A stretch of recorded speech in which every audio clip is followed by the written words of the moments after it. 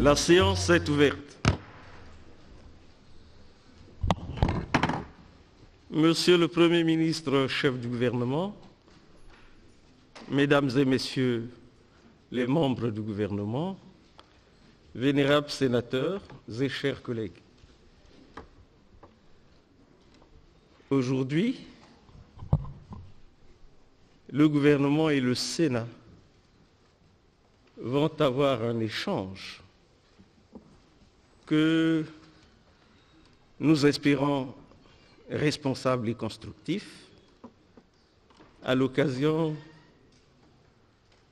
d'une séance de questions d'actualité. La parole est au vénérable Zambila. Depuis plusieurs années et de façon répétitive, Brazzaville vit sous le coup des pénuries de carburant. Hélas, ces récurrentes pénuries sont devenues nationales et très accrues dans la partie nord du pays aujourd'hui. Répondant à la question d'actualité posée par le vénérable Nzungu Masanganzeli Pierre le 22 février 2018 sur ce phénomène, le vice-premier ministre d'antan faisait observer devant la Haute Chambre que la récurrence des pénuries en produits pétroliers à Brazzaville était due aux difficultés de transport entre Pointe-Noire et Brazzaville, notamment à cause du blocage du chemin de fer Congo-Océan. La quantité transportée par route était insuffisante et ne pouvait pas garantir à Brazzaville une autonomie. En plus, il avait indiqué à cette occasion que pour l'essentiel, les causes, les dysfonctionnements et les difficultés sont connues du gouvernement et que sa responsabilité est de résoudre ces problèmes qui sont d'ordre technique et logistique. Question 1.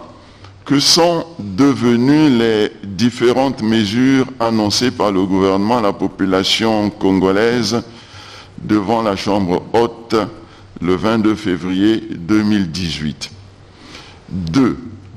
Que faire dans l'immédiat pour pallier cette pénurie générale, surtout que les dépôts de la SLOG à Pointe-Noire sont vides? Je vous remercie, Monsieur le Président. Merci. Monsieur le Premier ministre. Vénérable Président du Sénat, vénérable membre du Bureau du Sénat, vénérable sénateur,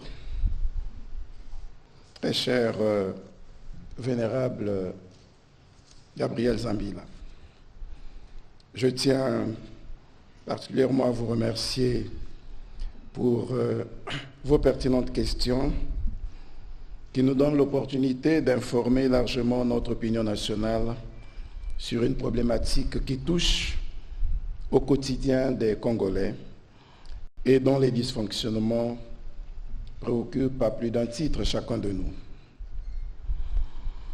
En vous inspirant de la question jadis posée par votre collègue, le vénérable Nzungu, vous avez bien voulu nous interpeller sur deux questions principales. Dans l'ordre de vos questions, je voudrais me permettre de donner ces quelques éléments de réponse avant de conclure certainement sur cette question d'actualité pour savoir où en est la situation à l'heure H et à ce jour J. Votre première question consiste à savoir ce qu'il en est des différentes mesures annoncées par le gouvernement en février 2018. En effet, vénérable sénateur, vénérable président, à l'époque, le gouvernement, interpellé par votre auguste chambre, avait rappelé que les problèmes étaient conjoncturels parce qu'ils étaient d'ordre logistique liées aux difficultés de transport du chemin de fer Congo-Océan. Aujourd'hui, c'est peut-être pour d'autres raisons, mais à l'époque, principalement, c'était pour cette raison. Mais le gouvernement avait annoncé, comme par anticipation, s'agissant d'un problème qui était souvent récurrent, une stratégie qui visait à pallier cette situation de pénurie au fil des temps. Et c'est cette stratégie que vous venez de rappeler, Vénérable Zambila, en mentionnant les actions immédiates, les actions à court, les actions à moyen et les actions à long terme envisagées par le gouvernement en son temps. Mais je voudrais vous rassurer que toutes ces actions ont été entreprises. Toutes les mesures préconisées et envisagées par le gouvernement à l'époque ont été mises en œuvre. L'adoption de ces mesures et la mise en œuvre de ces mesures ont permis une certaine fluidité, une certaine disponibilité du carburant pendant un long moment, excepté les périodes où notre compagnie de raffinage est en arrêt technique. Mais avec la mise en œuvre des mesures qui a été envisagée immédiatement, le carburant a été toujours rendu disponible, sauf à des séquences bien précises. Seulement, Vénérable Sénateur, vous avez évoqué le phénomène Kadhafi, d'après vous, qui s'opère en toute impunité et insécurité dans les villes. Vous avez raison dans une certaine mesure, mais de là à penser que le gouvernement ne met rien en œuvre pour arrêter ce phénomène et que les services de sécurité sont défaillants, je pense que cela mérite d'être relativisé. Et vous comprendrez d'ailleurs que ce phénomène apparaît de manière très sporadique lorsqu'il y a des dysfonctionnements dans la chaîne d'approvisionnement. Mais dans son apparition, des mesures rigoureuses sont prises par les services de sécurité pour mettre un terme au phénomène. Ces dispositions se déclinent d'ailleurs de la manière suivante. Il y a une circulaire qui a été prise à l'endroit des marketeurs pour interdire la vente des carburants dans les bidons et la création d'un numéro vert pour les usagers, sans compter tout le déploiement qui est réalisé par la force publique et nos services de défense et de sécurité. Cela me conduit à la seconde préoccupation, Vénérable Président. Que faire dans l'immédiat pour pallier cette pénurie générale, surtout que les dépôts de la SLOG à Pointe-Noire sont vides? Là aussi, il convient de relativiser, Vénérable Zambila. Oui. Je peux vous dire que les chiffres en notre possession montrent que les stocks minimaux sont maintenus dans les dépôts de Pointe-Noire et Brazzaville à un bon niveau en supercarburant et des niveaux faibles, mais non nuls en jet A1 et en gasoil. En effet, Vénérable Président, je voudrais vous donner quelques indications. C'est qu'à ce jour, la situation en supercarburant s'est stabilisée avec une autonomie moyenne de 14 jours de consommation sur l'ensemble du territoire national. La situation en jet A1, c'est-à-dire ce qu'on appelle le carburant aviation, ne s'est pas réellement stabilisée à Brazzaville, mais les quantités transportées par wagons-citernes et camions-citernes pourront améliorer la situation.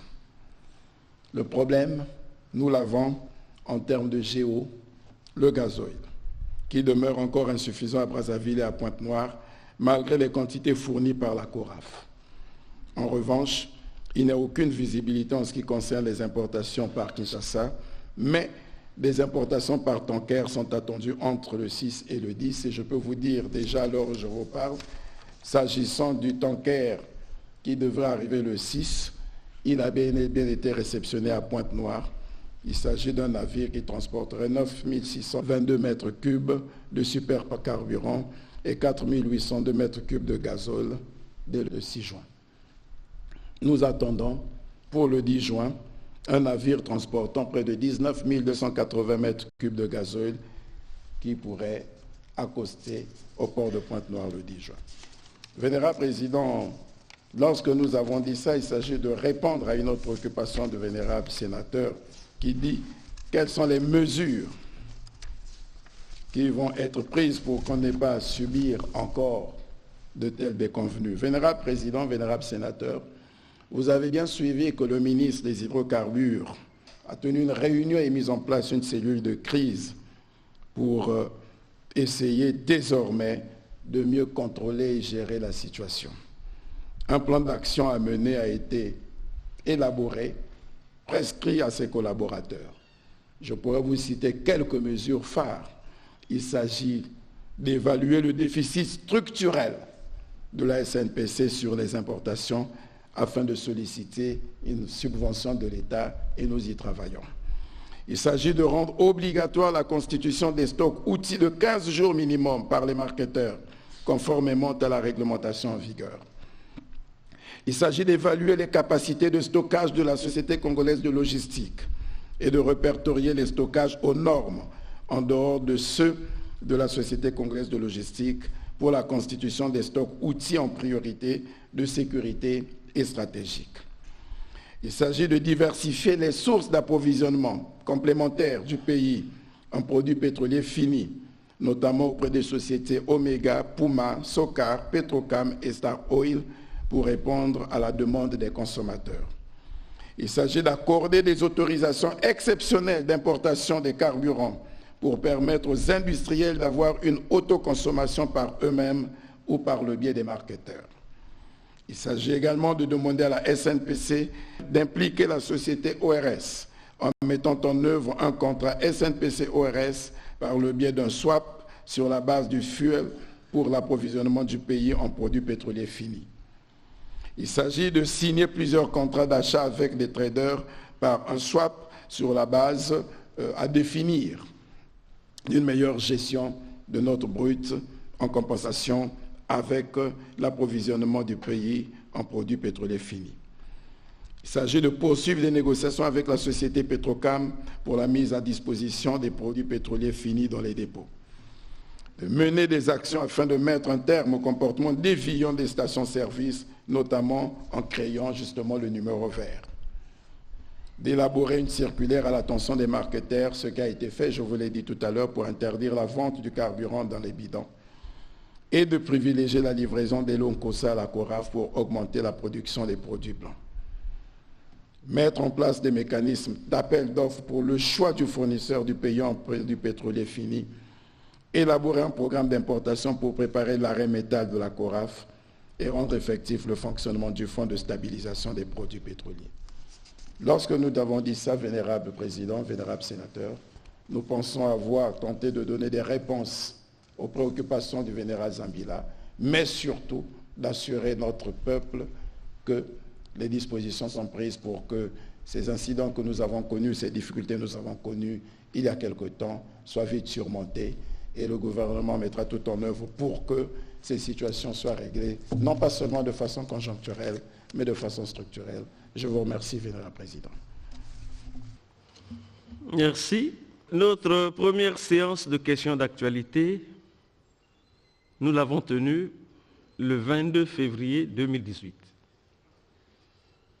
Et notre première séance de questions d'actualité portait sur les pénuries de carburant. À cette occasion, le gouvernement, par le vice-premier ministre, avait pris un certain nombre d'engagements et une séance après, le ministre des Hydrocarbures,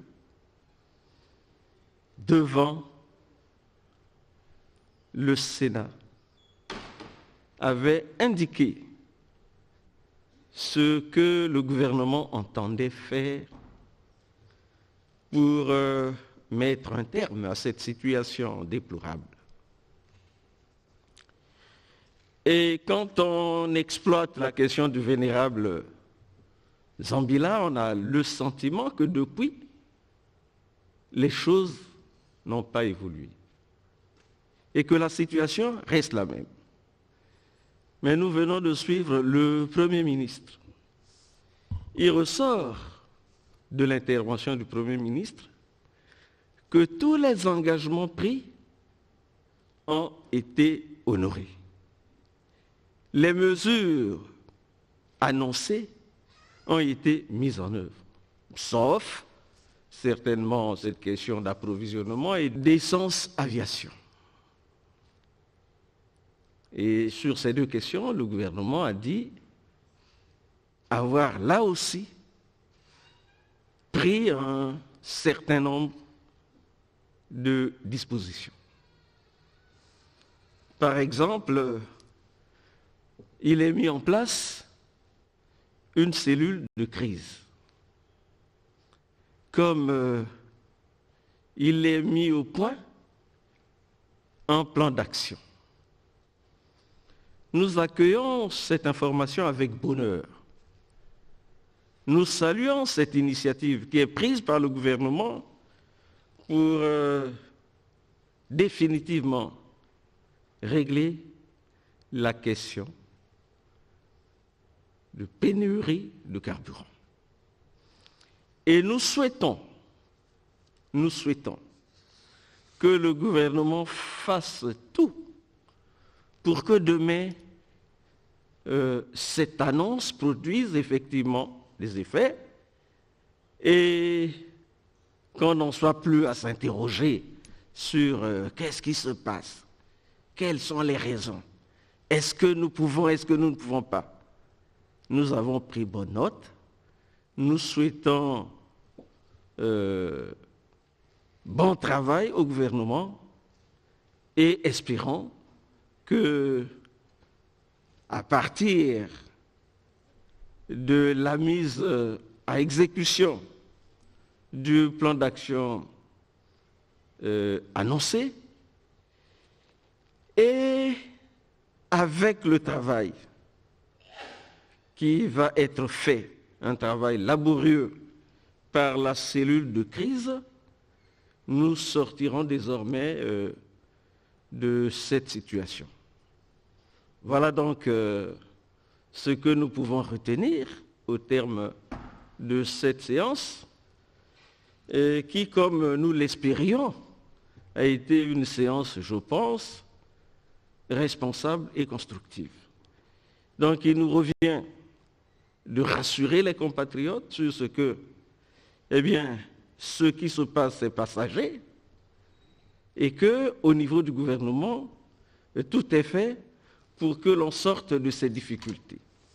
Gardons bon espoir, nous avons épousé l'ordre du jour de cette séance de questions d'actualité.